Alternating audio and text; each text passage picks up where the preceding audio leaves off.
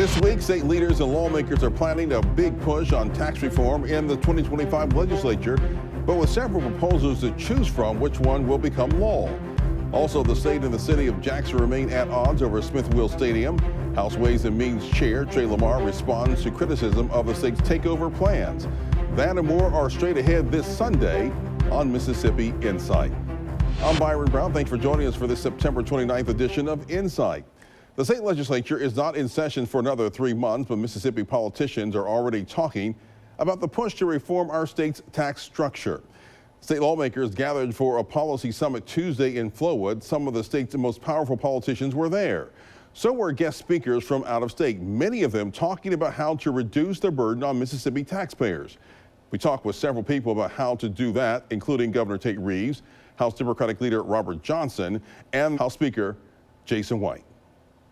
It's good to bring thought leaders on that subject together and bring interested parties here to take part in that conversation as we figure out the best path forward in Mississippi as we consider ways to cut taxes on Mississippians and take less from them in the form of taxation on their work or in the retail setting, while we're also looking for ways to fund roads and bridges at a predictable and dedicated stream of revenue and do a better job of that from a predictability standpoint in Mississippi. So it's kind of a 3 phases to it. We're looking at income tax, we're looking at specifically sales tax, specifically groceries, as well as looking at the way we fund infrastructure and what we do with our Mississippi Department of Transportation and a modern highway system. So that's the goal, is to really look at that and figure out what is the best path forward for Mississippi.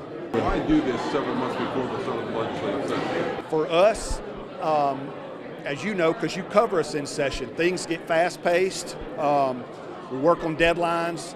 So we wanted to move away from that being under the gun and have real time to sit down and have real conversations, explore every avenue, hear from everybody that wants to weigh in. Our select committee on tax reform has worked through the summer and will continue to meet through the fall, having hearings, hearing from different groups and interested parties, just like we're hearing from today. It takes away that time constraint and pressure that the session brings to allow a more robust discussion on the best way to cut taxes for Mississippians, which has been my publicly stated goal. I would like to, as we continue to run surpluses in state government, we want to cut taxes where we can and incentivize more work. It's been much publicized this year about our low labor force participation rate, hovering just above 50%.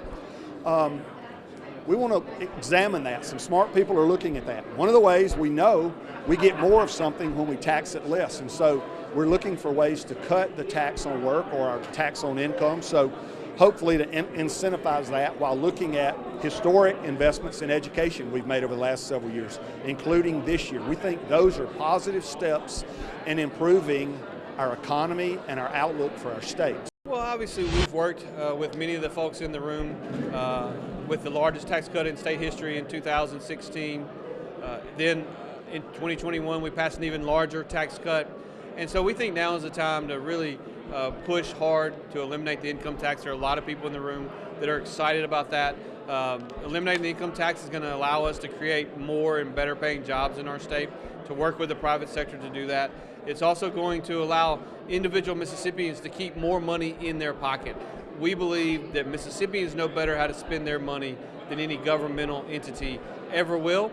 And it also is going to allow us to be more competitive with states like Texas and Tennessee and Florida that don't have an income tax in terms of our goal to attract more businesses here and attract more people here and attract more talent here.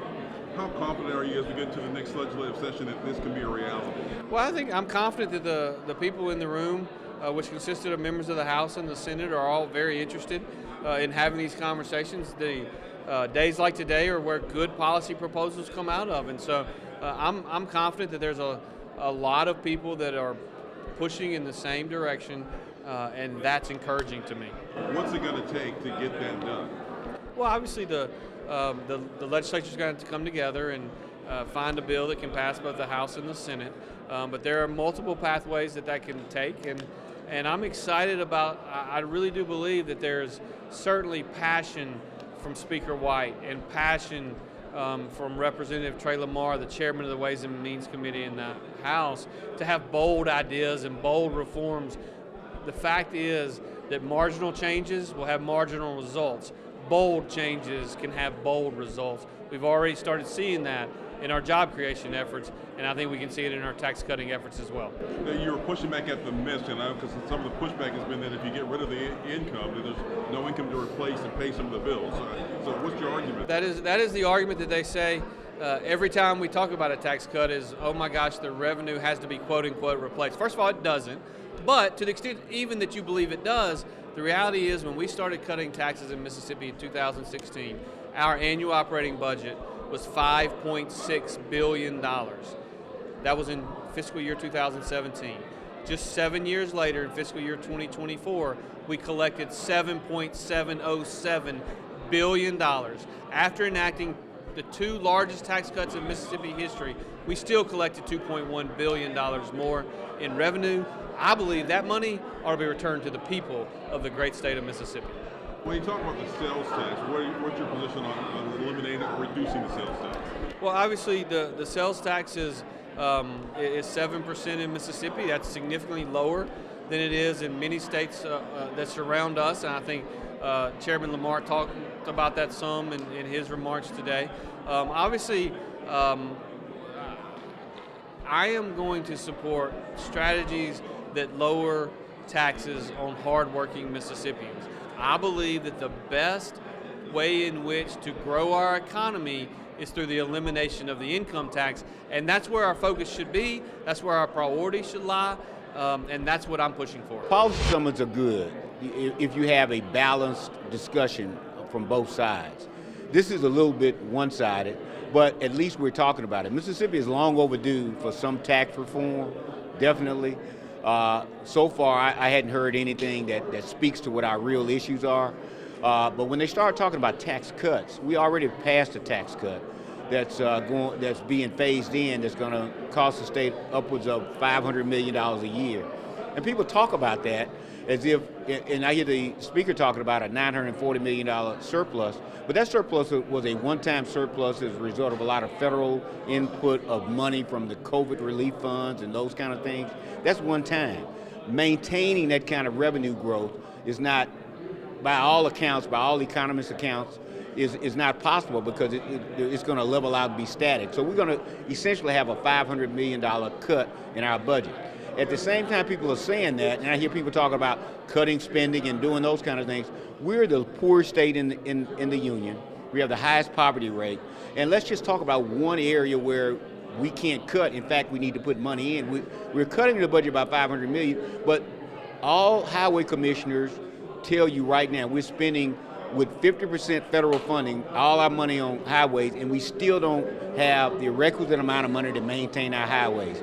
And highways is just one example. We need about $300 million a year to maintain those highways, which we should be getting, which we could take part of that $500 million and do that. But think about highways. Even though we passed a good public education bill, there's still some infrastructure things that need to be met with public schools. And more importantly, we have hospitals closing, emergency rooms that don't exist all over the state. We have needs in this state that need to be met, which is what we're elected for. And so tax cuts sound good, but delivering services is more important. When they're talking about cutting the income tax, as they've been talking about, and that it will bring in jobs to make up for that, do you see that happening? You know, I don't see that happening. It hadn't happened anywhere where they've made these kind of cuts, nowhere. And he skirted around the issue of Kansas. Kansas made those same kind of cuts, 10, 11 years ago, almost killed the state, devastated, not because they were overspending on schools or highways, it's because they needed the money and they didn't have it. They came back last year to try to pass a flat rate tax in that state, and the governor vetoed it, and Republicans voted to uphold that veto because they know that it would be devastating to the state and their delivery of services. But on top of that, these kind of tax cuts, these income tax cuts that they're talking about, overwhelmingly benefit the higher income level of the population. You heard a young lady talk about the fact that the Mississippi income tax cut is a nominal benefit to working and low income families, but a big benefit to people who don't need a tax cut at all. So when they talk about Missouri and the fact that they cut the taxes, the income tax there, and that it's helped them exceed their budget, Well, what are you talking about? He said two things. He said their budget had increased, but I would bet that budget had increased just like it has in the state of Mississippi because of federal money that flowed in during the COVID relief time. He also acknowledged that they're still losing population and they're losing manufacturing jobs. So it hadn't helped any real economic growth in that state. They have money, but that money I would argue would be federal money. In the state of Mississippi, if we're so flush with money, why are we still the state with the highest federal match and federal funding? If we're doing so well, why do we need federal money?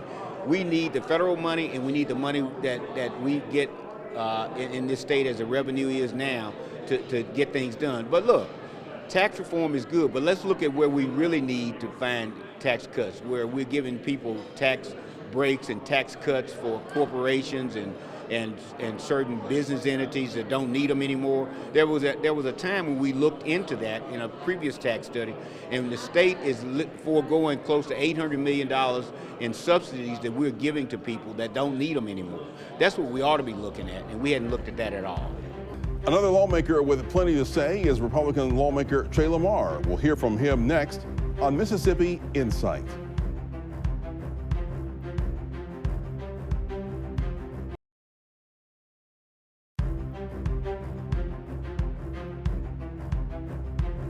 Maybe it would be a better course of action instead of sneaking a takeover of Smith-Will in a bill where you don't call it out by name, you call it out by its legal description. Maybe it would be a path of least resistance if you just came to the table and said, well, we have some desires too. That's Jackson's Mayor Chokwe Anchar Lumumba on the fight brewing over Smith-Will Stadium. During the city council meeting on Tuesday, members discussed Attorney General Lynn Fitch's order for the city to transfer the deed to the state. But city attorney Drew Martin said the state hasn't informed the city on what may have caused a breach in the deed. It was a House bill authored by Ways and Means Chairman Trey Lamar that paved the way for Fitch's order. We caught up with him at Tuesday's Tax Policy Summit. The deal between the state and the city of Jackson made back in the 1940s. It's my understanding that piece of property, which is a great and historic property here in Mississippi, I really believe it belongs to the taxpayers of the state of Mississippi. The Attorney General has taken the legal steps necessary to determine what the language of the deed means, and so we'll see what the courts decide on that. But lately, I was made aware of several factors that would show that property was not being used as a public park per the terms of the agreement made back in the 40s between the state and the city. There was a bar selling alcohol illegally inside the stadium. There was a side agreement made with the city of Jackson's contractor to where the parking lot could only be used for other exclusive purposes, and so if the parking lot can only be used for exclusive set of individuals, then by its very nature it's not a public park and not being used for those purposes. So the courts will determine and make a final decision on that, but I'd like to see the property returned to the taxpayers of the state. And what would you like to see the state do with the property? That's going to be, I guess, for another day, but certainly something good. It's in a great location. It's got a lot of history there, so it needs to be returned to the use of all the taxpayers. The cities are using it for the Hank Aaron baseball facility. Is that? I've heard there were plans for that in the future, but I don't know the specifics of that. I mean, my understanding is that was not something that was happening currently. And again, I've already told you I was made aware of the exclusive nature of the lease of the facility to a federal agency to the tune of millions of dollars a year. You know, it appears that property was a money-making venture for somebody. I don't know who, but it was not being used for a public park. You know, some people may disagree with that, but ultimately that will be determined by the courts, and we'll see where it goes. Is there? The mayor kind of alluded that the state wants to do other things with the property. I'm not aware of that. I think that's a chapter yet to be written. What is the relationship between the city and the state? Does there need to be a better relationship between the city and the state? Certainly, we want a good relationship with every city in the state of Mississippi, and certainly the capital city is no exception. What's happening today with this summit? So you can tell we've got a big crowd here in the state of Mississippi. I'm glad to welcome, along with Speaker White, people from all over the country here to talk about tax reform in the state of Mississippi. As I said in my previous talk, our number one goal is for the state of Mississippi to have the most fair and competitive tax code in the entire country. With our current leadership, who all support private sector growth, there's no reason we cannot be number one in the country in that category. And so that's our goal. We also want to be sensitive to the needs of our cities and our counties and fix MDOT. Our Mississippi Department of Transportation, the funding model is broken and we need to fix that. So those are what we're looking at, and hopefully sometime before January or around the time the next session starts, we'll have some major policy to put forth before the legislative body. When you say the funding model is broken, is there not enough money to fix the roads and bridges in the state? We have the same funding model we had in 1987. Okay, I saw some stats recently that a dollar in 1987 is worth about 37 cents today. I don't think you don't have to be an economist to understand that that's not a sustainable model going forward. There has been talk in the past about the gas tax has not been changed in years. Yeah. Is there talk of increasing the gas tax well, or reducing the gas tax? The gas tax is one thing. It has not been changed in years, but we're looking at alternative ways to fund MDOT. The people of the state want us to really put everything on the table, and there may be other ways without increasing the gas tax to better fund MDOT, and so we're looking at everything. A lot of talk about the income tax going down to zero. What's your position on that? Well, I'm on the record multiple times. I'm for elimination of the income tax. The tax on work is a tax on productivity. We lead the country. Mississippi leads the country in as far as the states go in needing more people to work. So why would we tax it? There are 9 states that show us we don't have to tax it. So why do we do that? I'm here to tell people we don't have to. And we just looked at some numbers in there that indicate and show that we don't have to. Now, we can debate all day long whether we should tax work or should not tax work, but we can go forward without an income tax and fully eliminate it. The issue, whether we should, we can have that debate, but the numbers indicate there's no reason why we cannot.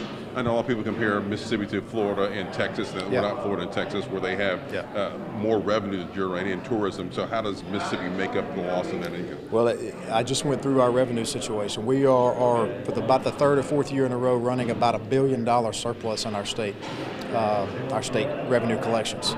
And so we're starting from about $1 billion ahead. And then historically over the last 20 years, from 1999 to 2019, the state of Mississippi's revenue has grown at about a 3% clip. At an $8 billion budget, which is about where you are, that's around approximately $40 to $50 million per year in new revenue that should be coming in at historical averages. So if we just dedicated, $150 million of that or so each year to reducing the personal income tax, we still could grow government at the tune of $100 million a year to take care of basic needs. So that is just one example of a roadmap that could be followed. That's helped by the fact that we're $1 billion ahead. So if we can fix MDOT, help our cities and counties, and end up with the most competitive, most fair tax code in the entire country, it's going to be a big win for Mississippians. Up next, the U.S. Justice Department reveals disturbing findings on another Mississippi law agency. Mississippi Insight continues in a moment.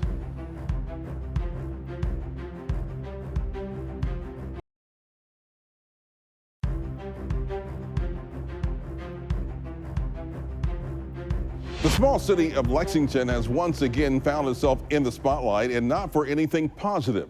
The U.S. Department of Justice says it finds the police department in Lexington regularly discriminates against its black residents.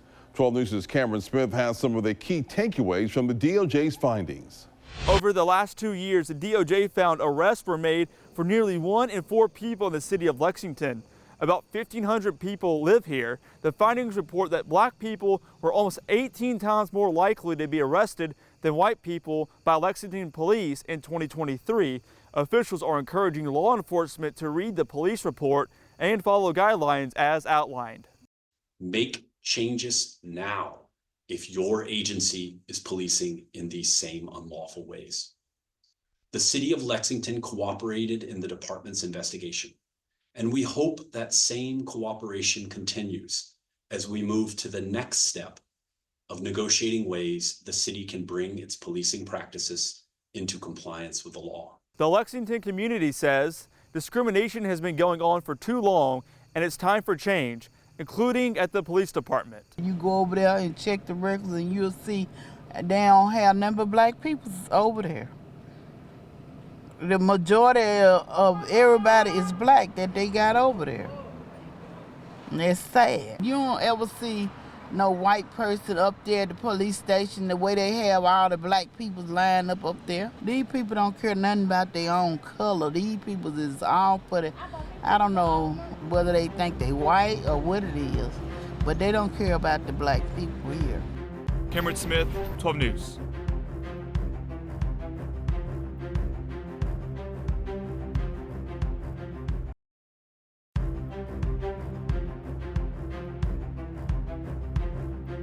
If you have comments or questions about today's show or suggestions for an interview or segment, just drop us a line. Email our producers. The address is news@WJTV.com.